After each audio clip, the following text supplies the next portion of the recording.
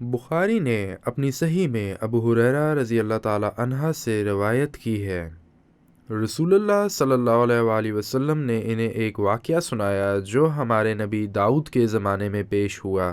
دو عورتیں اپنے دونوں بیٹوں کے ساتھ باہر نکلیں تو بھیڑیا آیا اور اس نے ان میں سے ایک کے بیٹے کو ہڑپ لیا تاکہ اسے کھا جائے، اور ان میں سے ایک نے اپنے ساتھی عورت سے کہا، تمہارا بیٹا گیا ہے۔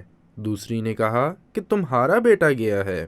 چنانچہ دونوں عورتوں میں بیٹے کے بارے میں جھگڑا ہوا اور ان میں سے ہر ایک نے دعویٰ کیا کہ وہ اس کا بیٹا ہے۔ چنانچہ انہوں نے حضرت داؤد علیہ السلام سے بات کی، ان کے درمیان فیصلہ کیا گیا۔ چنانچہ انہوں نے لڑکے کو بڑی عورت کے حوالے کر دیا۔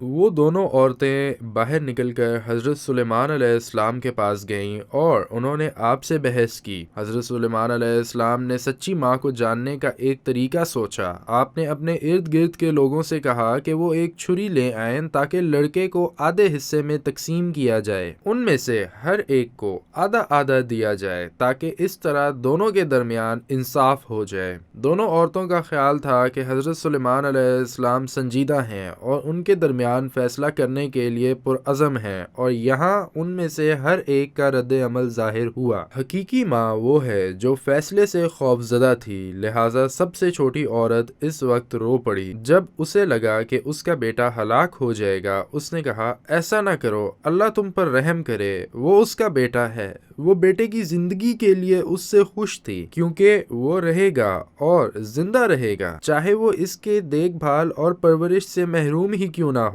جہاں تک بوڑھی عورت کا تعلق ہے، اس نے سلیمان کے فیصلے کو قبول کیا اور کچھ نہیں کیا اور لڑکے کے ہلاک ہونے پر مطمئن تھی۔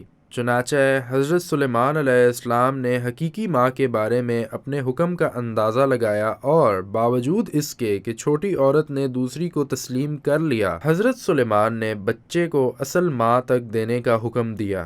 چنانچہ حضرت سلیمان علیہ السلام کی نفاست اور ذہانت ظاہر ہوئی۔ حضرت سلیمان نے چال اور شائستگی سے مقدمے کے اندرونی کاموں کو جان لیا۔